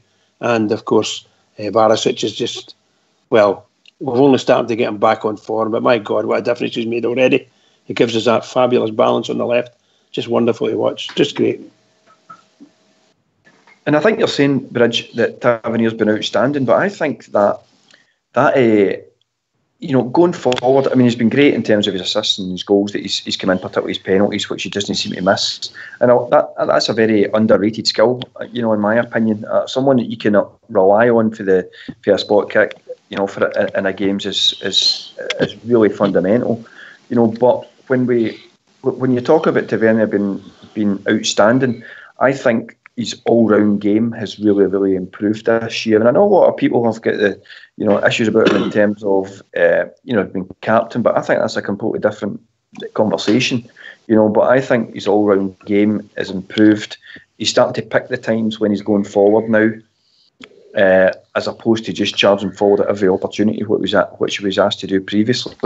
So I think I'm really impressed with James Tavernier.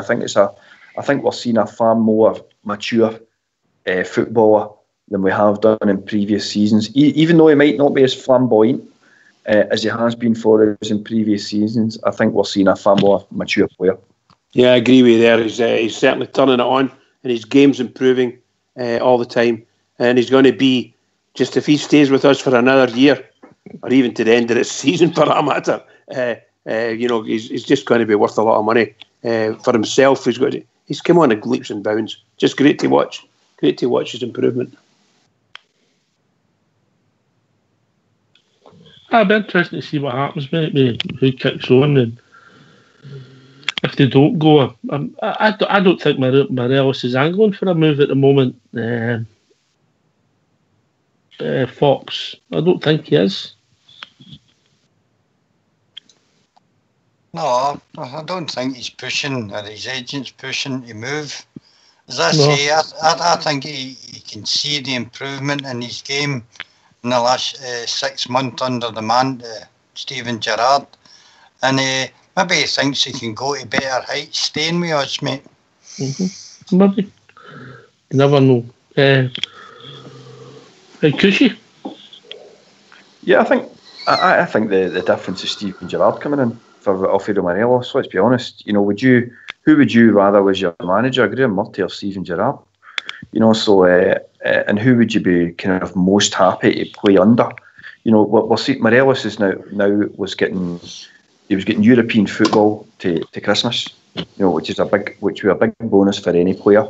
He's playing under Gerrard. He can see the quality of the signings round about the club improving. He can see the fact that the backroom staff, their level has went up, considerably.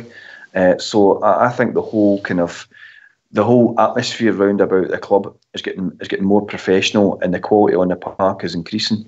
And if I was a player, I would be looking at it and thinking, do I really need to jump ship here? Unless some mad bid comes in for me. I think the answer to that would be no. And I also think when you look at Morelos on the park and how he's celebrating his goals, that boy just looks as if he's enjoying himself at the moment. And if you're enjoying playing your football, why would you ask your agent to try and get you a move? I understand it's all about money nowadays. I get that. I fully understand that Morelos has got family back home that he's probably trying to support and things like that, and I absolutely get that.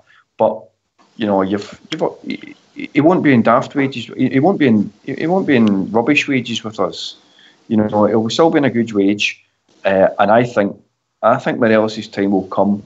What I don't want us is to get into the trap, fall into the trap that the Celtic support do, and they sell all their best players, and then they count it as a victory because they're sticking money in the bank. I don't want to go down that route. I don't want Rangers to sell their best players.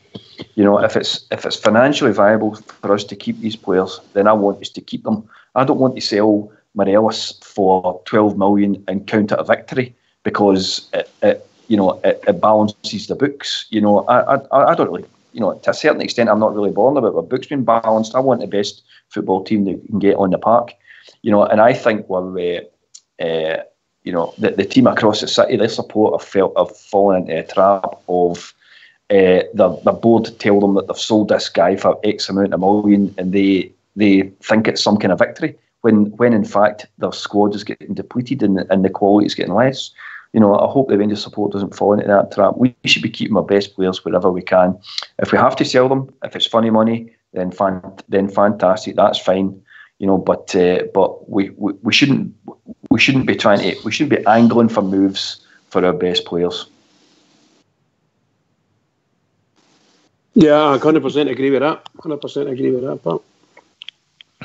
How much do you think the partners and the wives have in these decisions? Or do you think they're spur of the moment?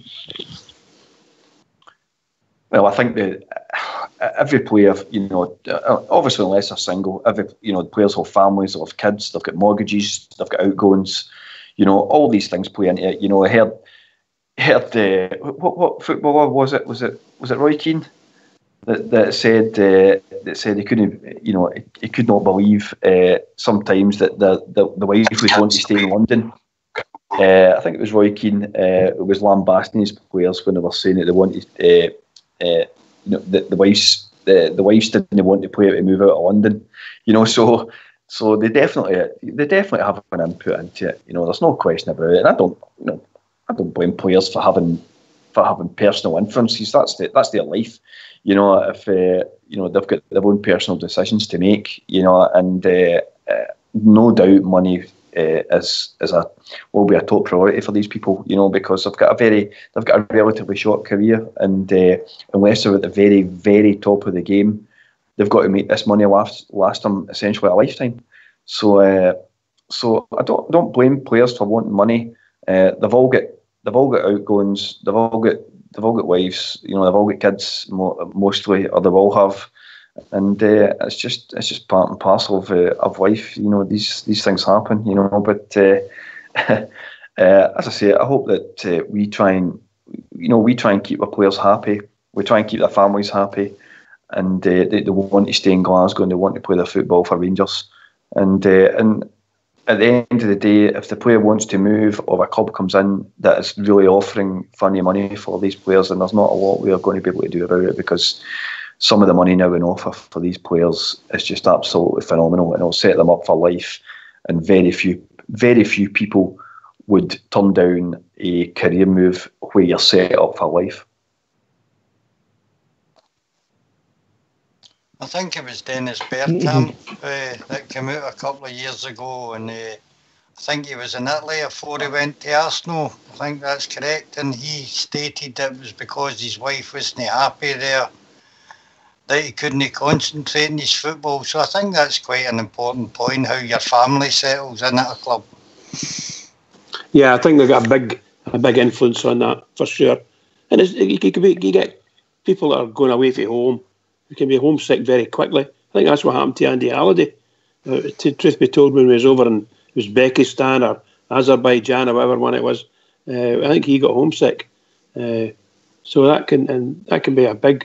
There's another one of your players was a bit homesick as well. I can't remember who it was. Needed to go back down the road. Can't remember which one it was. Well, even my manager said it. He's staying away from home. His wife and kids are still in Liverpool. He's trying to see them as much as he can, big and down to Liverpool, or them coming up here. These people are. Although we look at it and see the amount of money that they're making and think it's absolutely phenomenal, from these people's perspective, they're making sacrifices, and they're making personal sacrifices in terms of seeing their family and things like that. So. It's. I don't think the money's everything for it. The player himself has got to be happy. That his family have got to be happy, because the last thing you want to be doing is going home at night and just getting the face moaned off you because you're, because you're not in a city that maybe your wife wants to be, or you're not close enough to your family because you're playing and your family's 200 miles away. So there's a lot of personal aspects come into it. I think fans tend to treat footballers as a bit, kind of robotic. They turn up on a Saturday, they're supposed to do a fantastic job, and then that's it, they're finished. But, there's so much going on behind the scenes. Particularly if they've got children, Cushy, it's really difficult. If you get kids, do you move them from their school where they're happy? When the chances are you're thinking to yourself, well, I'll go up, maybe Gerrard's thinking, I'll go up to Rangers for 4 or 5 years. You know what I mean? Do I want to take my kids out of school for 4 or 5 years? Or can we come to some agreement with the wife that it's okay, I go up there and every fortnight I come down, or every weekend I come down, or do you travel up? Whatever agreement they come to be able to see the kids. But to drag them away from school is very difficult, because I think Davy Weir never moved their kids. He never moved his kids. And Mark Warburton, when he came up as well, didn't bring his wife up, as far as I know. So, anyway, we've been joined by George. Evening, George. How you doing, boys? You all right? Fine, George. Brilliant, George. Brilliant. Aye, all right. That's what I'm saying, folks. 25 minutes to go to an hour and 25 minutes, an hour one bit for the transfer window to shut. Another good transfer window. Alfredo, go to your bed. You'll get a phone in the morning. A good transfer window for us again, folks. We said a few months ago there, if we can stay within touching distance, I think it was 5 points at the time behind that lot. We're now 6 points behind them, folks. Get into we call it squeaky bum time of the season. We've no lost any players tonight. I'm very, very surprised, folks. All the rumours about Tavernier and this one and that one. We've no lost any players tonight. So our squad's as strong as we could want it to be honest. You were asking if any of the guys would want anybody to leave. Let's be honest, we could get 4 or 5 injuries and a couple of suspensions. We've got to need all these guys. So if we can keep all these guys, and they've got to use them at some point in the season, folks, I think it's been a good transfer window for us, and I'm still looking forward. And 6 points behind them, the season's not done with yet, folks. They could have been out today and spent a fortune, and we could have got a list of couple of players and things like that. So it's all eeksy peeksy for us now. I think it's been a good transfer, a better transfer window for us, and for me, and for the first time in 6 or 7 years, I can honestly say at this time of the season we've got a chance of winning the league. And I wouldn't have said that this time last season, folks. It's in my hands, George. It is, Ox. That's what I'm saying, Ox. You were the one that said that. I mean, I think it was about the wee sticky patch about 4 or 5 weeks before we played the Rotten Mob. I think we're 5 points behind them, and then we got closer to them, obviously, won a few games, they dropped points and things like that. But we said if we can keep within 5 points, so let's be honest, we're 1 point behind that. They're 6 points in front of us. They've still got to come to our place. We've got to go to their place. They've got tricky games. We've got tricky games. So they've got the heat start at 6 points, Ox. But if we could have it, we could have had it all equal, and we maybe had a better chance. But I don't think it's undone with Ox. I can. We were all doing the other night there when we go beat Africa Kilmarnock, and then last night we weren't great in that. But I still think we're right in this, Ox. I really do. And I think we've had a good transfer window.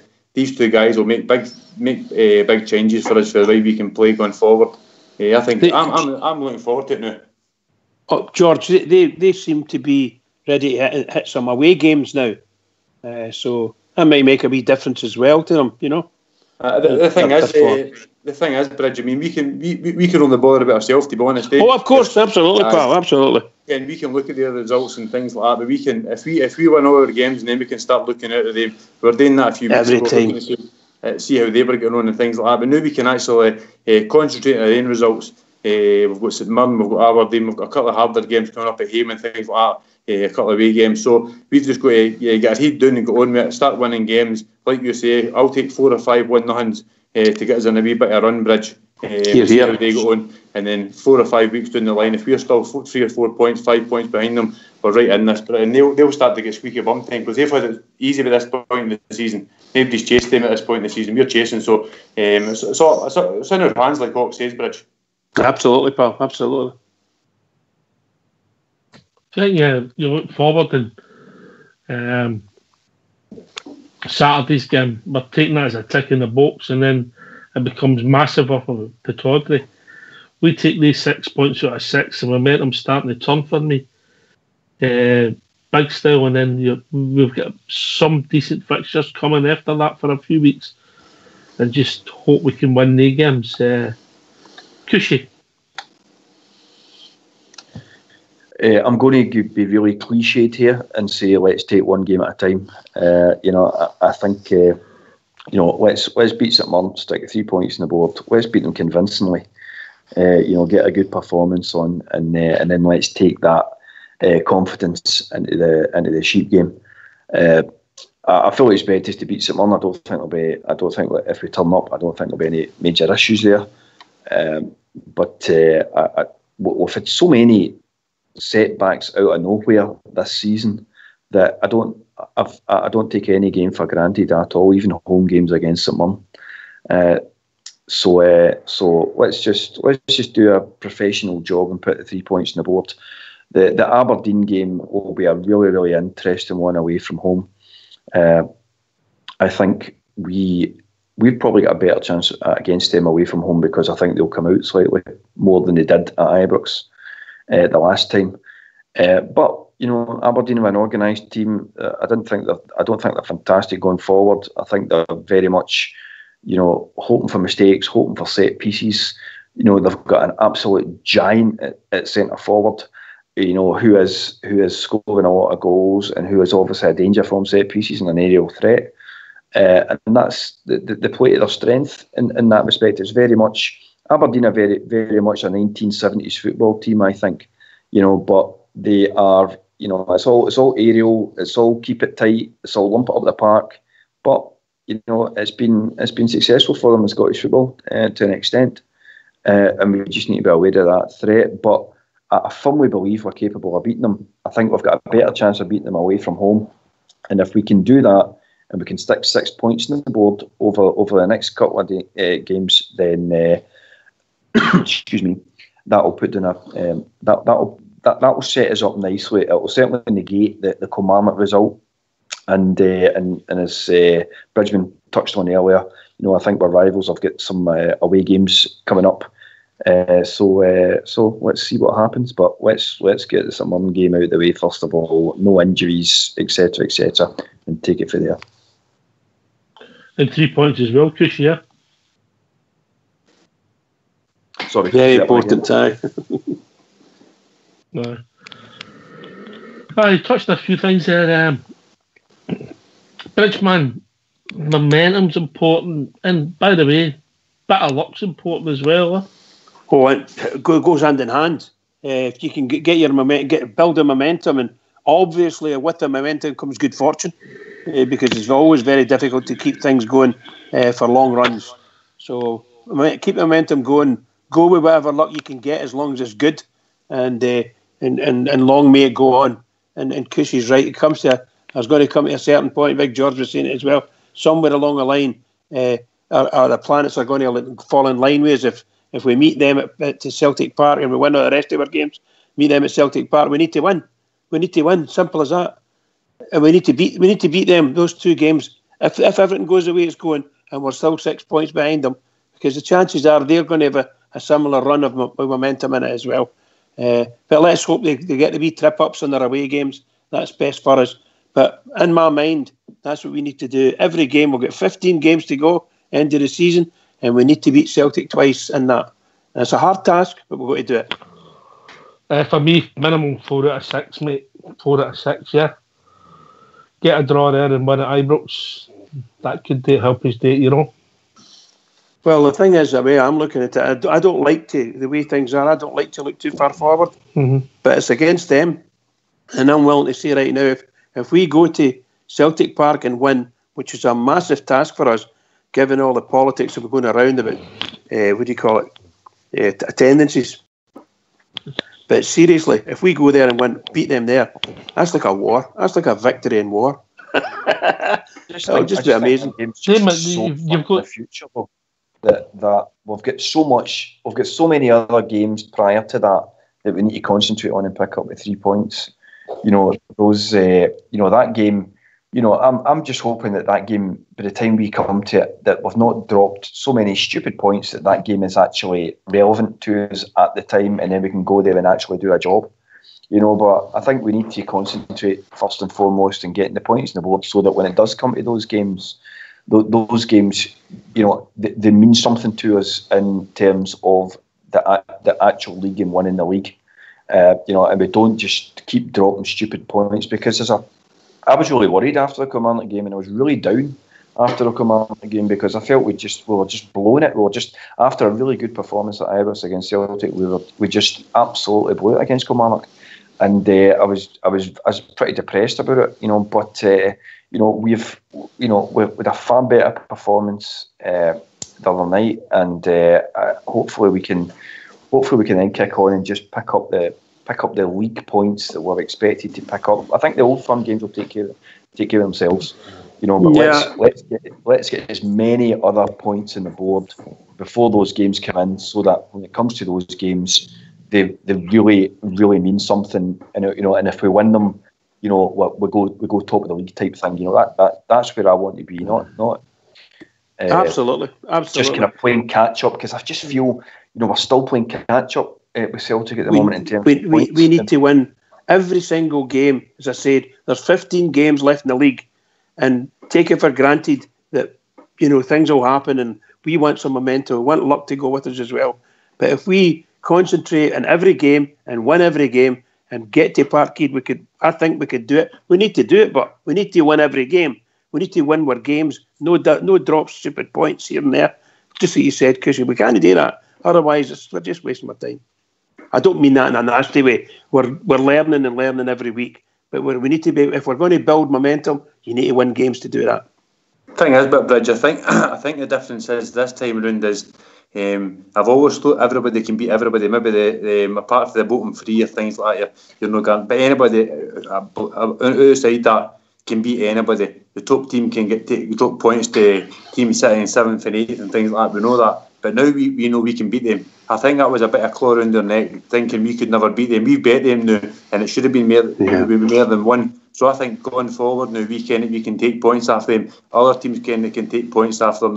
They're not invincible anymore. People aren't scared of them anymore. So I think going into this point in the season, if they're going to say, for example, this point last year, and we were 6 points behind, or maybe say it's probably undone. They're not going to drop much points. I can see them dropping points. And the thing let's hope so. Yeah. The thing with Kilmarnock last week, I would have normally got done with that result. But see, during the day and the night before it, we were talking on here, I didn't even want to predict a win, because I had to go there and get a win against that lot, because he's got them playing well, and we didn't tend to beat them. We beat them in the cup, which was one for us, but we didn't tend to beat them. So going forward, I think they're going to drop points, we're going to drop points, and it's going to be right to get into the end of the season. I think it's going to be an exciting end to the season for the league, to be honest. I agree with you, pal. As Cushy Numbers said, you're, how can we say this? He was mentioning the fact that he used that term depressed. He might in fact have been a bit depressed after the Kilmarnock result or during the game. I was absolutely shocked, and it took me 2 days just to get over that result and stop, shall we say, start eating solids again. It was really, really bad how I felt about that, and not because I was ill, but because I couldn't believe that my team had done that. I couldn't believe that my team had done that. Yeah, that performance was just woeful. Like, I'm not just saying it now.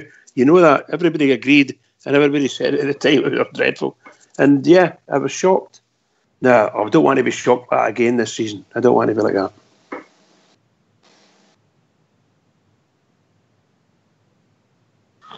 Just quickly touching on the Old Firm games, the Freedom of Information Act that I saw, their team might be scared of the big crowds, I read that one as well. That was quite good, that, wasn't it? Mm-hmm. Yeah. We've been saying that on Rangers Radio. We many years ago we said what the SFA and SPFL should do, or SFL at the time should be doing, is they should be putting out 2 figures, attendance figures.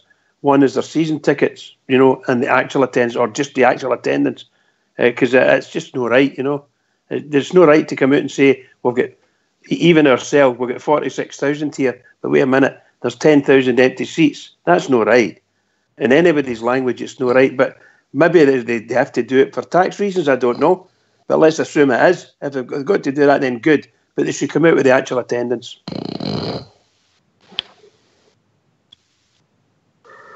I think all the clubs have done it, but they've just seemed to be a joke, A club like no other. But Oxford, they were closing. I hate to talk about them seriously. But they were closing their top. Don't do it then. Don't do it. Never mind. Don't do it. Okay, pal. Okay. Go take one of the tablets. You'll feel better. Imagine keeping all these sweeties to yourself. You're a shocker, you. See you in that Fox. It's a shocker, Miss Right. But if we win the next two games, and Cushy, can I go ahead? Can I look as far as next Wednesday? Aye, okay then. Will you give me that? Cushy. I think then we will starting the excitement will grow. Because the games, it's a combination. Hopefully we can get closer.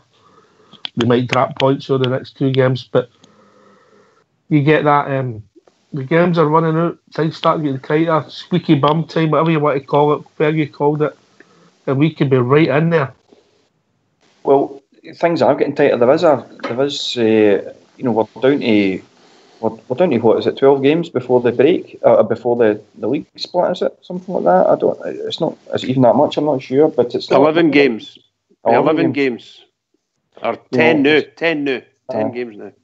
We're running. Well, we're not running out of games, right? But there's certainly, certainly things are starting to get tight. And you can't. We don't want to run out of games, in terms of trying to catch them. So we need to pick up points. Certainly looking forward to next Wednesday. A little bit loath to do it, but I'll give Oxy time.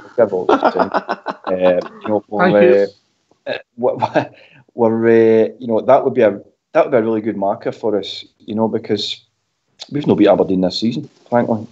So it's about time we did. I think we're a better team, we're a better squad, we've got a better manager. And it's time that we just stepped up to the plate and actually took the 3 points off us. No last minute stupid goals because we're down to 10 men. No, we can't break them down because they're just sitting too deep, and we've just not got the way we thought to do it. It's just time that we went out to Pittodrie and we come away with the 3 points and put them in a place.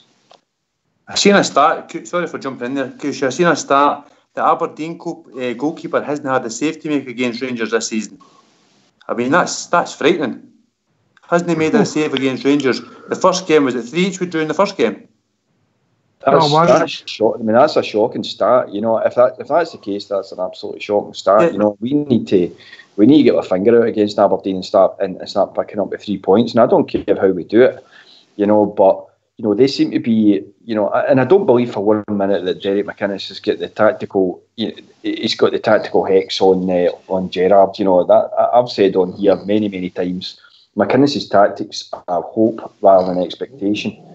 So I don't believe that for 1 minute. But unfortunately, he's been successful against us this season, and we need to rectify that right now. And I think for the next few games against Aberdeen, I think we should start to look at taking full points and putting these Muppets back in their place, because a few games you're looking into the split as well, could you? Well, I don't know, but a few. Well, how many games have we got left against Aberdeen?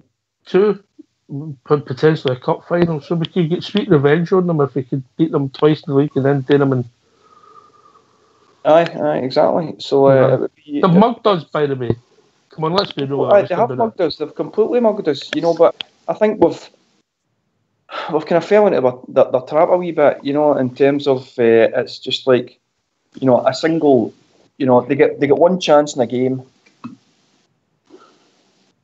They get one chance in a game and they take it. From a corner or something like that, and they score. And right away we're up against it. Because it just suits their game plan, and they sit even deeper. And they just. It's we could do with getting the first goal, and then kind of pushing on, and getting the second goal, because I've noticed one of the things that's prevalent with us is that if we can get the second goal in a game, the game's finished. Right, that it completely negates the other team's tactics. Because they can't. They're not going to get into the game in the last 5 minutes with throwing people forward for a free kick and things like that. So, we need to be pushing forward. We need to try and get the first goal, and then if we can capitalise on that second goal, then we will win the game. You know, that's what was so galling for me with the Kilmarnock game, with one up, and then Morelos hits the post, you know, and then inside of the post at that, you know, and we go 2-0 up, and that game's finished. That game's absolutely finished. We've walked away with 3 points, you know, and then we end up with the turnaround that we've had, and that's been symptomatic of our performances against Aberdeen. We have allowed them a kind of play the game that they want, and then we've made mistakes, or they've capitalised in the single free kick or the single corner that they've had the entire game, and they think they're world beaters, you know, and they're not world beaters. We've been mugged, as you say, but we need to start going out and playing our game and actually scoring goals against them, because if we don't, then all we're going to keep getting is, McInnes's tactics are better than Gerrard's, etc., etc., etc. You know, and we battered them in that first game of the season when Alfredo got sent off. I thought we absolutely battered them for this whole game. I totally agree. I thought we absolutely battered them. I thought they were lucky to get They were lucky to get 1 each, George, but it says 1 each in the paper. I know that, but I thought we battered them. That was one of our best performances all season. I thought we battered them that day, so we just need to see if we can start doing things like that, Ox, and start, like, because he's bang on there, that second goal. See if we hadn't got the second and third goal last night. I mean, squeaky bum time is dealt as well. We need to get the second goal against these teams because we're better than them. I mean, we battered them that day. We should have got the points, but like you say, look at the thing, we got 1 point, and it was 1 each that day, so we need to. That's a big massive game for us next week, Ox. Well, gentlemen, Bridgeman, you'll not believe it, we've reached that time of the evening. As soon as Viz is in, it goes in very quickly. Can I just say, what a marvellous night. Really good phone calls tonight. Marvellous conversations. Always good conversation. We are talking about the Rangers generally. But really and truly, I thoroughly enjoyed it. Another great night on Rangers Radio. Can I just say to all the Rangers fans on our Rangers Radio, particularly Rangers Radio boys on the panel here, and to all the Rangers fans all over the world, please keep it going for the Rangers, because the Rangers really need us, and get that window shut now for Big Stevie. Get the window shut. Yeah, no, I keep it shut so he doesn't jump out it. Can I thank everybody for taking the time to call us here on Rangers Radio? The new callers this evening, Scott from Brisbane, Sean, great to hear from everybody, Wheels, and everybody on the panel here. This has been Rangers Radio. We'll be back tomorrow night between 9 and 11 talking about all things Rangers. Take it away, Old School Blue.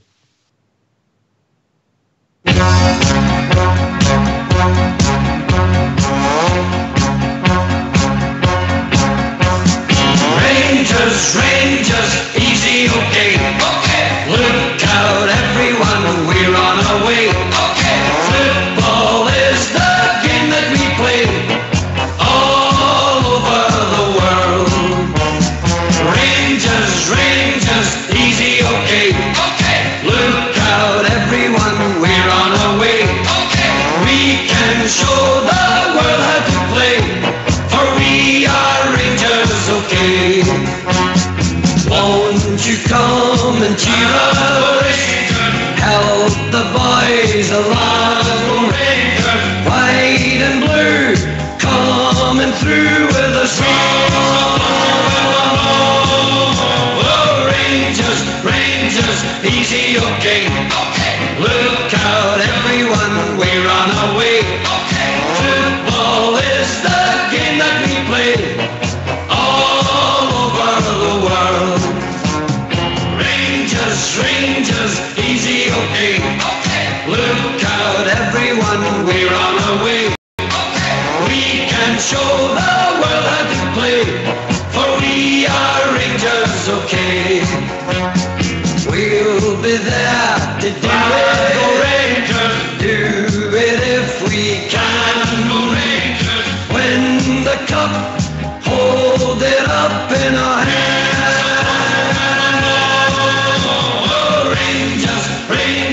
Easy, okay. Look out, everyone, we're on our way. Football is the game that we play all over the world. Rangers, easy, okay. Look out, everyone, we're on our way. We can show the world how to play, for we are Rangers, okay.